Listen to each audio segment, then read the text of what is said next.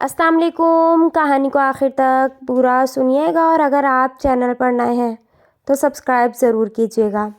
رافع ایک بہت ہی ہونہار بچہ تھا، بڑوں کا ادب کرتا تھا اور سب کی مدد کے لیے ہمیشہ تیار رہتا تھا۔ اسے جانوروں سے بھی بے حد محبت تھی۔ وہ روز منڈیر پر بیٹھنے والی چڑیوں اور کونگوں کے لیے ایک تھال میں باجرا اور ایک تھال میں پانی ڈالا کرتا۔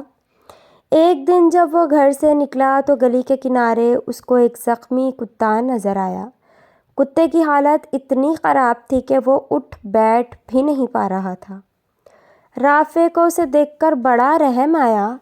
وہ فوراً گھر گیا اور مرہم پٹی کرنے کے لیے دوائیں ایک تھیلے میں ڈالیں اور ساتھ میں اس کے پینے کے لیے پانی اور کھانا بھی لے لیا۔ جب رافع اس کتے کے پاس پہنچا تو وہ کچھ ڈر سا گیا۔ رافع نے اس کا خوف دور کرنے کے لیے پہلے تو اس کو پانی پلایا اور کھانے کو دیا۔ کتا بہت بھوکا پیاسا تھا، لگتا تھا کہ اس نے صبح سے کچھ بھی نہیں کھایا تھا۔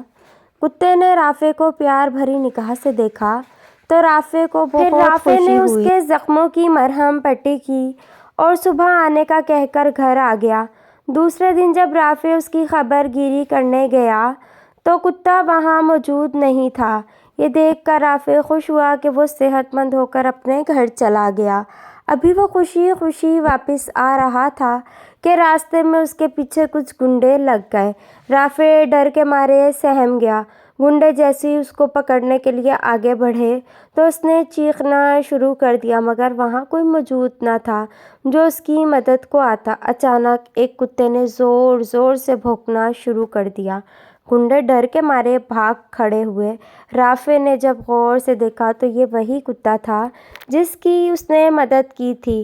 رافع نے اس کو گلے لگایا اور اس طرح وہ دونوں اچھے دوست بن گئے۔